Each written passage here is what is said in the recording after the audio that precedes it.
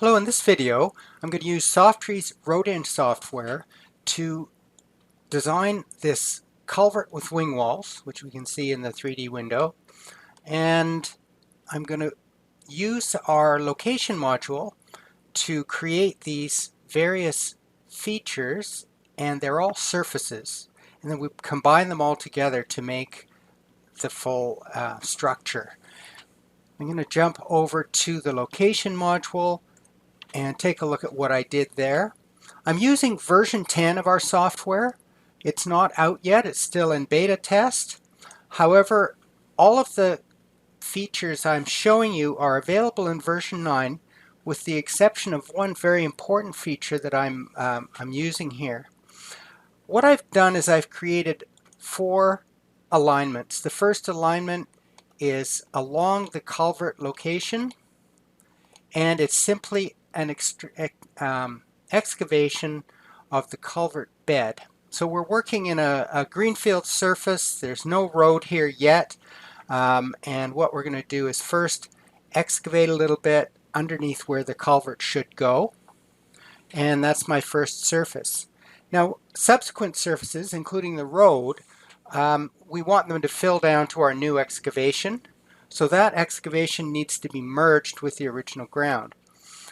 In version 9, I would do that by exporting this surface using File Save as Terrain, and then I would merge it into the original ground. So I didn't have to do that in version 10. What I did in version 10 is I created a thing called a reference surface. Reference surfaces are available in version 9, but they don't have this key feature here to allow you to include the designed surface in the merged surface for subsequent alignments. So I'm using multiple horizontal alignments. I've got a culvert excavation, then my 2 wing walls, and finally the road. And both wing walls are based on the designed surface with the culvert excavation removed. So the culvert excavation is 6.1% downhill. There's a little bit of material removed here. It's just creating a trench using one of our stock templates. The wing wall, now in this case I really did take some shortcuts. I haven't designed a foundation for the wing wall. It's just sitting on the ground. In the middle it is sitting on the excavation, which is probably a little more realistic. It is possible to make a wall cross-section template that would have a foundation underneath it, so it would get below the level of possible scour from the creek running through here. Anyway, I designed the top alignment of the wing wall, and I just used our vertical curves panel here to put in the elevations that I wanted, and then I played around, and this is an iterative process. I didn't get the wing wall right the first time. In fact, I designed the road first and made the culvert first, and then I kind of went back and built the excavation and the wing wall to accommodate the culvert that I thought would be best. Our culvert designing tool allows you to put a culvert anywhere. This one here is just a simple cross drain. It's perpendicular to the alignment, and it's very easy to create, just a couple of steps to create that culvert. The skewed culvert has a skew defined here. 90 would be perpendicular to the road, so this is offset by almost 40 degrees. And I've used the depth at center line to get it below ground, and I put in the same gradient as the culvert excavation, or actually, to be honest, I did the culvert first and did the excavation after and picked the same gradient. And you can see the culvert is sitting above the excavation. The reason we can see that excavation is because go back to Project Explorer, this was set up to be a merge, it was set up to be a reference surface, and I've created a reference surface for all of the preliminary surfaces, the culvert excavation, the wing walls, so that finally when I build the road, all those surfaces are part of the original ground terrain. They've been merged into the terrain, so that finally my road, when it gets close to a wing wall, like on this cross section here, it stops when it hits the wing wall, because that's part of the original ground.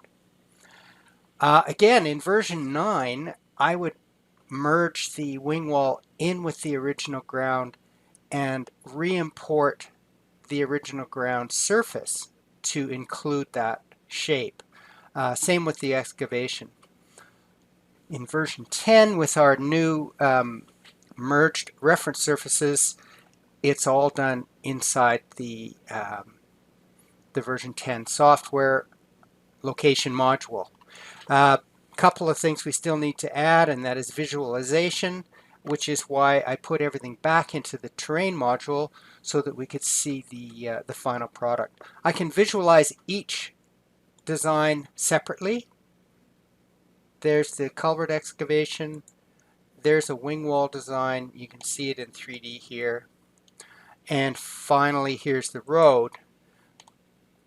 And you can see that it does stop before it hits the wing wall, or when it hits the wing wall, but the wing wall itself is not visible in the 3D. So that'll be a new feature in version 10 when we're finished with all this.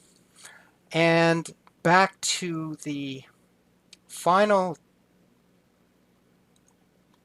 terrain view of everything. To get everything into this window where I could see it, I just put all my surfaces in the background. Oh, and to get them into terrain, I had to export them from location module. So I did a save as terrain for all of my various designs here. Each alignment is really a little 3D design. And so for example, now if I export this, I will give it a different name. I can create a 3D surface from my designed road, and that is the result that you can see in the terrain module.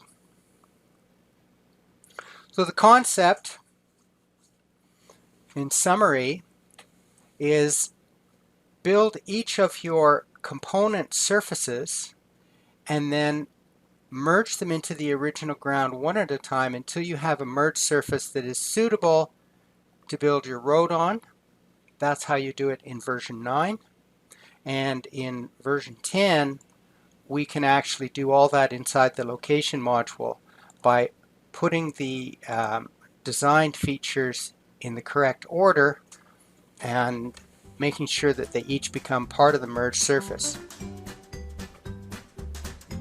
That's the end of the complex structure in RoadEng by Softtree. Thank you. Bye-bye.